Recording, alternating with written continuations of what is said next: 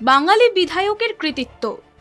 জীবনের ঝুঁকি নিয়ে পর্বত চূড়োয় তুললেন জাতীয় পতাকা, গেঁথে দিলেন দলের পতাকাও। ভারতের প্রথম কোনো বিধায়ক হিসেবে উত্তরাখণ্ড বদ্রীনাথের কাছে পানপাতিয়া কল অভিযান সফলভাবে শেষ করলেন হাওড়া জেলা তৃণমূলের সভাপতি ও বিধায়ক অরুণাভ সেন। গত ২৬শে জুন বদ্রীনাথের হনুমান চটি থেকে বিধায়কের নেতৃত্বে হাওড়ার ৫ জন অভিযান শুরু করেন। বুধবার তাঁরা ৫,২৬০ মিটার উঁচু পানপাতিয়া অভিযান শেষ করেন। -20°C তাঁদের এই অভিযান করতে হয়েছে। প্রচণ্ড হাওয়ার মধ্যে থেকেও ভারতের জাতীয় পতাকা ও তৃণমূলের দলীয় পতাকা গেঁথে দেন বিধায়ক। শুক্রবার তাঁরা ফিরে আসেন হরিদ্বারে। এই অভিযানে তাঁদের গাইড ছিলেন শেরপা সোহান সিং। এই অভিযান নিয়ে বিধায়ক অরুণাভ সেন কি বললেন শুনে নিন। পাহাড়ের চড়ার নেশা বলতে জনপ্রতিনিধি ঠিক কথাই, কিন্তু তার সঙ্গে সঙ্গে পাহাড়ে ওঠার নেশা অত্যন্ত ছোটবেলায়। ইচ্ছে ছিল একটা সময় মাউন্টেনিয়ারিং করার, কিন্তু পায়ে ফুটবল খেলতে গিয়ে ভয়ঙ্কর চোটের কারণে আমি মাউন্টেনিয়ারিং ট্রেনিং করতে পারিনি, ক্লাইম্বিং ট্রেনিং। কিন্তু নেশাটা তখন থেকেই ছিল যে মানে ক্লাইম্বিংটা না করতে পারলেও তার কাছাকাছি কিছু একটা করবো। ফলে চেষ্টা করেছি ট্রেকিং এর উপরের কিছু একটা করা। সেই নেশাটা তখন থেকেই, পাহাড়ের প্রতি একটা টান, পাহাড়ের প্রতি একটা নেশা বরাবরই কাজ করেছে। তার কারণ পাহাড়ের মধ্যে মনে হয় যে পাহাড় একটা বৃহৎ জায়গা, তার হৃদয়টা অনেক বড় একদম একটা জায়গা মনে হয়। তাই পাহাড়ের প্রতি নেশা একটা ভীষণ রকম ভাবেই প্রথম থেকে আছে। আর দেখুন, প্রাণ সংশয়ের কথা যদি বলেন, প্রাণ সংশয়ের কথা জীবনের সমস্ত ক্ষেত্রেই প্রাণ সংশয় আছে। চ্যালেঞ্জ নিয়ে বেঁচে থাকাটার মধ্যে একটা আনন্দ আছে।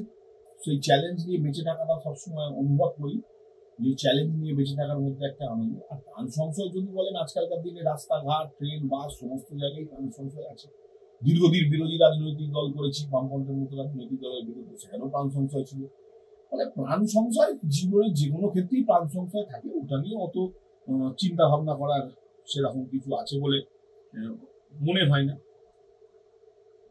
হ্যাঁ, নেশা একটা হচ্ছে বরাবরই পাহাড়ে চড়ার, বললাম আগে যে নেশা একটা পাহাড়ে চড়ার, পাহাড়ে যাবো, পাহাড়ে দেখবো, নতুন নতুন জায়গা দেখবো, নতুন নতুন পাহাড়ের চূড়া থেকে নিজেকে অনুভব করবো, তার একটা নেশা প্রথম থেকে আছে। আর এবারে যে এখানে পাহাড়ে উপরে গেলাম সেটা হচ্ছে পানপাতিয়া কল। ভারতবর্ষের ট্রেকিং এক্সপিডিশনের যতগুলো রুট আছে তার মধ্যে অত্যন্ত টাফেস্ট এই রুট যেটা আমরা এই কলটা করলাম, সেটা হচ্ছে এই কলটা উত্তরাখণ্ডের কেদার এবং বদ্রী এই দুটো এলাকাকে এই কলের মাধ্যমে সংযোগ করছে।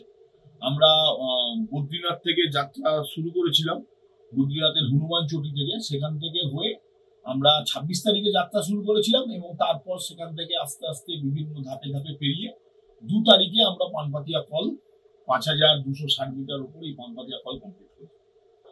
সেটা বলতে পারবো না ভারতবর্ষের আর কোনো জনপ্রতিনিধি আমার সঙ্গে এইটা করেছেন কিনা। সম্ভবত ভারতবর্ষের আর কোনো জনপ্রতিনিধি এত উঁচুতে ট্রেকিং এক্সপিডিশনের মাধ্যমে পৌঁছে নিয়ে রাখে। আর হ্যাঁ, আমার সঙ্গে আরো ৫ জন এই এক্সপিডিশনে অংশগ্রহণ করেছিল যারা বাগনান থেকে ছিল।